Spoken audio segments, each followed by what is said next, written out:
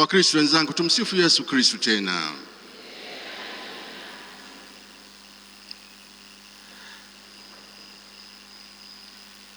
Baada ya kusherekea sikukuu ya Pasaka ikifuatiwa na kupaa kwa Bwana mbinguni, ikifuatiwa na sikukuu ya Pentekoste, ikifuatiwa na sikukuu ya Utatu Mtakatifu, na hatimaye Jumapili iliyopita tukasherekea mwili na damu ya Bwana wetu Yesu Kristo, pamoja na maandamano marefu sana wa Kristo wote duniani.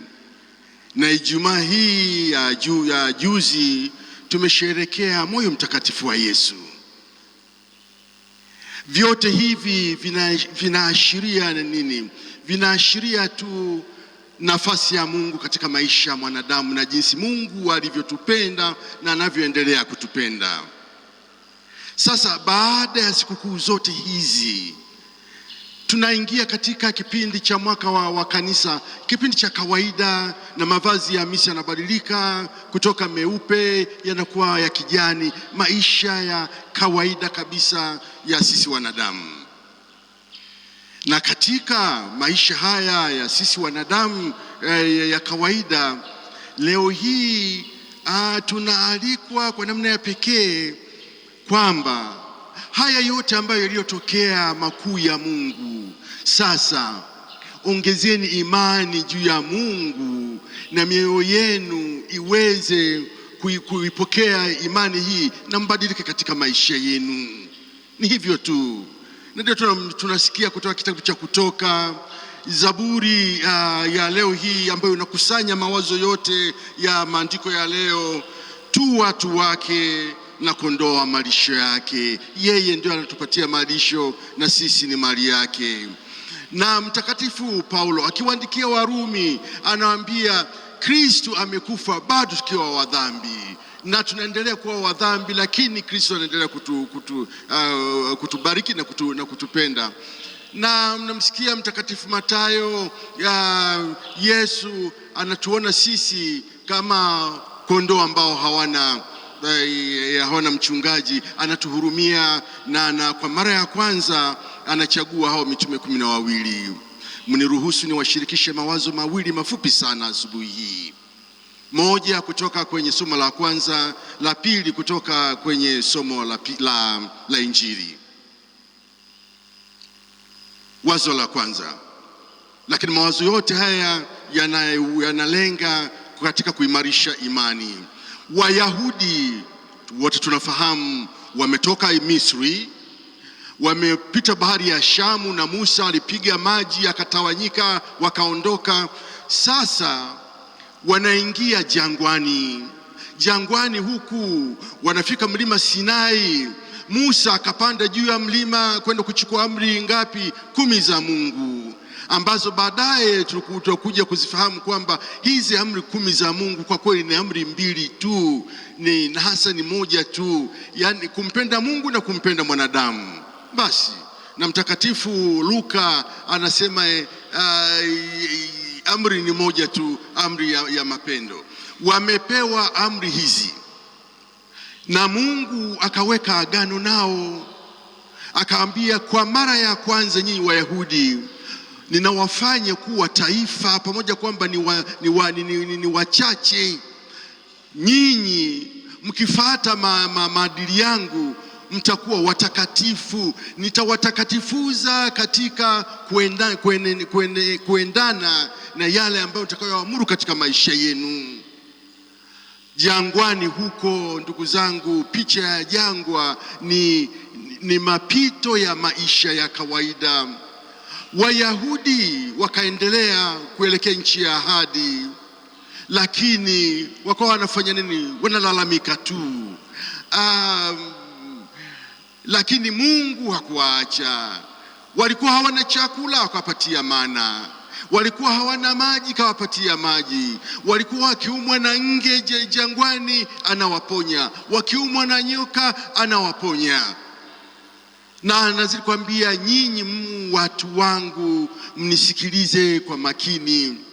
Wakristo wenzangu, ukiweka jinsi Wayahudi hawa wametoka wapi, Misri, ni sawa sawa kabisa na ubatizo ambao tulionao sisi, kwamba tunaishi maisha na ubatizo wetu. Na wakati mwingine Wakristo wenzangu, tunasukwa sana na maisha sana tu, na wakati mwingine watu hukata tamaa kabisa. Unaweza kumkuta mtu mzuri tu, Mkristo mzuri tu, wala hana nini, lakini unaweza kumkuta amehama tu wa Ukatoliki, amekwenda tu kwenye utu tu dini tu, kulia asubuhi na mchana wanapaka pilipili kwenye macho, na jioni ni mradi tu, sema labda huku mtu anahangaika. Au kabisa wengine anaamua kabisa kwenda kwa waganga wa kienyeji, waganga wa ovyo ovyo tu, na kwenda kambia wewe unaumwa hivi kwa sababu tu shangazi yako huwa akikutazama afanya nini, kalete ngozi ya mbu ili nikutibu. Sasa wewe, Mungu anatuambia kuweni watu wenye imani thabiti.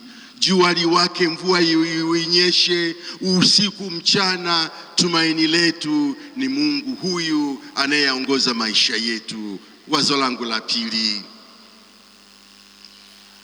linatoka kwenye Injili ya leo. Kumbukeni Wakristo wenzangu, Injili ya Mtakatifu Mathayo ni injili ya watu wenye imani finyu au wenye imani haba. Pili, injili hii, huyu Yesu ni Musa mpya, na Yesu alipokuja kuwa Musa mpya akatufundisha na kutimiza yale ambayo Torati ya vitabu vitano ilikuwa hawakusema. Sasa katika sehemu ambayo tumeitafakari asubuhi hii, tumeisoma sura ya 9, ili kuelewa vizuri ni hivi: huyu Musa mpya Yesu, kumbukeni kwenye sura ya 5, ya 6 na ya 7, hizi sura 3 wanaziita ni hotuba ya mlimani.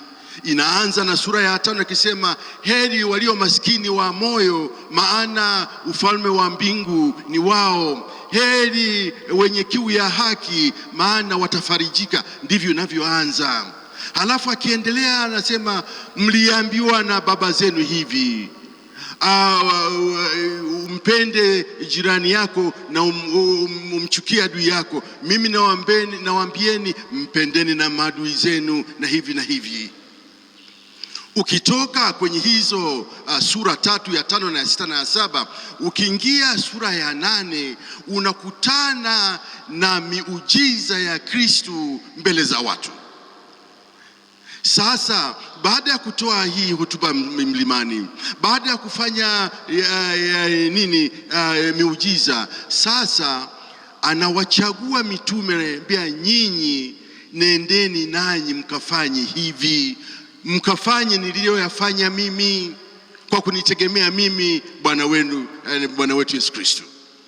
Na ndio akawa akina Petro, akina Yakobo, akina Bartolomeo, na hao wengine mpaka 12. Sasa hawa wachache 12 ni sawasawa na wale wachache wa somo la kwanza Wayahudi, kwambia nyinyi mkinisikiliza mtakuwa kwanza watakatifu na mtaenea dunia nzima. Na ndio baada ya hawa 12 na sisi tunanufaika Ukristo huu. Sasa Yesu huyu aliwaonea watu huruma. Huruma manake ni mwaliko wa kumfahamu Mungu na kubadilika na kumtegemea Mungu. Ni mwaliko, Mungu ndiye anayetualika kwanza, na sisi tunasikiliza na kuyafanya na kuyatimiza yale makuu yake Mungu. Wakristo wenzangu, katika kutafakari kidogo tu kasema, naweza kutoa mfano gani ili kuweza kueleza kidogo maana ya maandiko ya leo hii? Nikasema Yesu wakati anakufa msalabani alimwambia baba yake, Mungu Baba, wasamehe hao kwa sababu hawajui watendalo. Nikasema moja ya mafundisho ya Bwana wetu Yesu Kristo ambayo ni magumu sana, yanahitaji sala na sala za ziada, ni kumsamehe mtu ambaye amejeruhi moyo wako vibaya sana katika maisha yako. Si rahisi bila Mungu kuingilia, si rahisi wa Kristo wenzangu. Unaona tu kwa mfano, unaona binti anataka anakuja kijana, mimi nataka kukuoa, tuishi maisha ya ndoa na nini. Haya, sawa. Naanza kumletea au tutua tunaitwa au nini, Rozi au sawa. Nini. Baada ya siku 2-3 huyu alikuwa akileta ya maua kapata mchumba mwingine, anasema mimi huyu, wewe huyu mchumba huyu sijui kama atakusamehe. Kusamehe si rahisi wa Kristo wenzangu, si rahisi. Na ndio Mungu anatufundisha. Sasa kuna hadithi moja ambayo si nzuri sana, lakini inatusaidia kuona ni namna gani tufanye nini, tuifunue mioyo yetu ili Mungu aweze kutusaidia. Hivi wenyewe hatuwezi. Sasa kulikuwa na familia moja ya Waamerika hawa wakina Trump. Haya, mtu na bibi na mkewe wameishi vizuri tu. Sasa baba wa mke, hapana, sio baba wa mume kafariki, amefariki. Huyu mume akamwambia mkewe, sasa mama huku anahangaika, yuko peke yake, unaonaje aje tuishi naye huku? Mkewe akasema, mume wangu, kwani kuna tatizo gani? Mlete mama mkwe wangu tuje tuishi. Wamekaa hapo. Mwanzoni mambo yalikuwa mazuri tu, lakini mambo hayakwenda vizuri baadaye. Sasa huyu mume akasema, sasa jamani, mimi ninadhani twende wapi? Twende Israeli wakati wa kipindi cha Kwaresma, huko tukasali, na hapo yani mkafanya nini, mkapatane huko. Au wakakubaliana hao, wakaenda Jerusalem, wamesali Pasaka. Ikaja Jumatatu ya Pasaka, huyu mama kafariki. Sasa kumbuka, Pasaka tu imepita, Bwana wetu Kristo amefufuka. Sasa mwenyeji wa pale akamwambia, sikilizeni, mchague, mkitaka kumchukua mama yenu kumrudisha Amerika, gharama yake ni $5,000,000, lakini mkichagua azikwe hapa Jerusalem, gharama yake ni $2,000,000 tu. Sasa huyu mume akaanza kujadiliana na mkewe, ambia, sasa mke wangu, tufanye nini? Gharama mwenyewe umezisikia. Sasa mke akamwambia, mume wangu, sikiliza, mimi ninaona tu mama tumrudishe nyumbani. Ambia, lakini gharama zake si umezisikia?